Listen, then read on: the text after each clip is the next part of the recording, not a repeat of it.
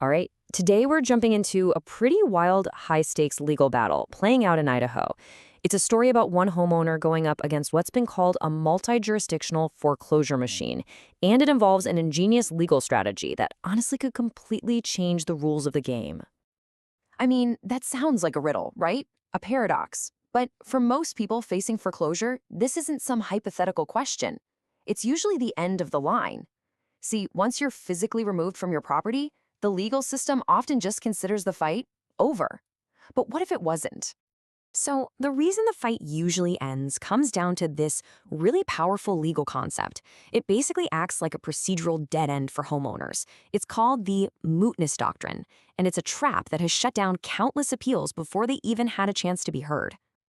Okay, think of it like this. The big question in an eviction appeal is who has the right to possess the property? Well, once the sheriff comes, removes you, and the new owner gets the keys, the court often just looks at the situation and goes, well, possession has already changed hands. The question is answered. The issue is now moot. It's kind of like trying to get a court to rule on unringing a bell. It's too late. It's already been run.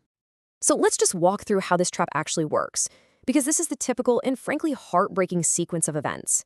The system is built for speed when it comes to getting you out, but the appeals process, incredibly slow. So the foreclosure buyers can get an ejectment order and have the homeowner removed long before an appeals court ever gets to look at whether the sale was even legitimate in the first place. It creates this vicious cycle where the process itself actually prevents any real review. And this is the exact trap that an Idaho homeowner named Jeremy Bass found himself caught in. His home was sold at one of these non-judicial foreclosure auctions, and the new owners, two venture capital firms, they moved fast to get him ejected. Now, Bass's situation was, well, it was incredibly difficult. He wasn't representing himself by choice. He actually reached out to over 125 law firms across multiple states, but kept hearing the same things. Either they had a conflict of interest or they just didn't practice in that specific area. This is a really important distinction he makes. He uses the term perforce pro se, which means he was pro se, representing himself, by necessity, not by choice. So here he is going up against this huge, sophisticated legal machine all by himself. Bass was arguing that the auction itself was completely flawed, and he pointed to some major red flags that suggested, possible collusion. For instance, the buyers showed up with pre-printed checks for the exact winning bid, down to the last penny. I mean, that's just bizarre. At a real auction, you bring certified funds for more than you expect to bid, and you get a refund because you have no idea what the final price will be. Showing up at the exact amount kind of suggests you already know. That, plus video of them on the phone during the bidding and an admission of pre-sale chats with the trustee, it really painted a picture of a sale where the outcome might have been a done deal before it even started.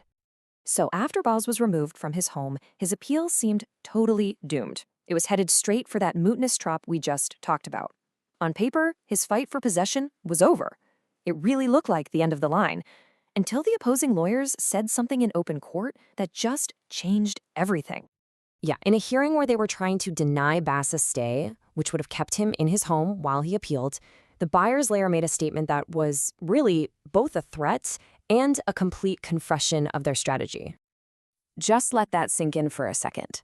This wasn't some off-the-cuff prediction. This was the explicit game plan, stated right on the record: get Bass out of the house as fast as possible, not just to take the property, but specifically to kill his appeal by making it moot.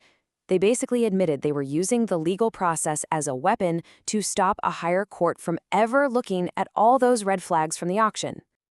Now, for most people, hearing that statement would feel like the final nail in the coffin. But for Bass, it was a key. He took this seemingly fatal admission and turned it into the very argument he needed to keep his appeal alive. Bass argued that what the lawyer said wasn't just some comment. It was a formal judicial admission on the court record. And it proved that his removal from the property wasn't just the natural result of a legal process. No, it was a deliberate, tactical move designed specifically to short-circuit the justice system and shield their very questionable auction from any kind of review. So Bass used this admission to frame his case in a totally different way. He argued this isn't about a mere legal error by the lower court, like they just misinterpreted a rule by mistake. No, he called it a fundamental procedural irregularity.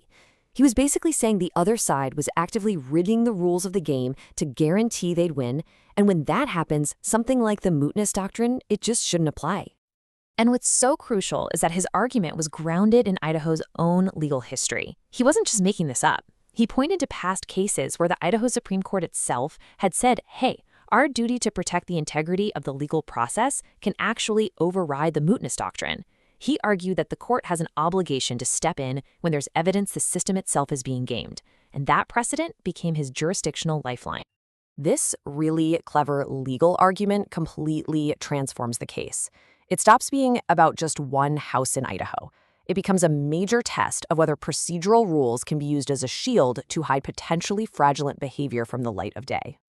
And the stakes here are absolutely enormous. According to appellate specialist Jennifer Wu, if the court actually accepts Sposs's argument, it wouldn't just be about reversing the eviction.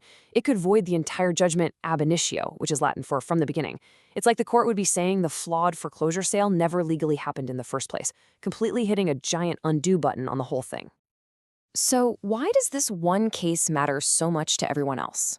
Well, a victory for Bass could create a powerful new precedent in Idaho. It would send this really clear message that you can't just use eviction as a weapon to silence an appeal. It could finally give homeowners a real shot at having their claims of fraud and collusion heard by a higher court even after they've been kicked out of their homes. So this case started with one person, forced to represent himself against these incredibly powerful corporate interests. But now it's posing a fundamental question about the very integrity of the foreclosure process. It's asking whether the system has a responsibility to protect itself from being manipulated, and really whether a single, well-placed argument can in fact recalibrate the scales of justice.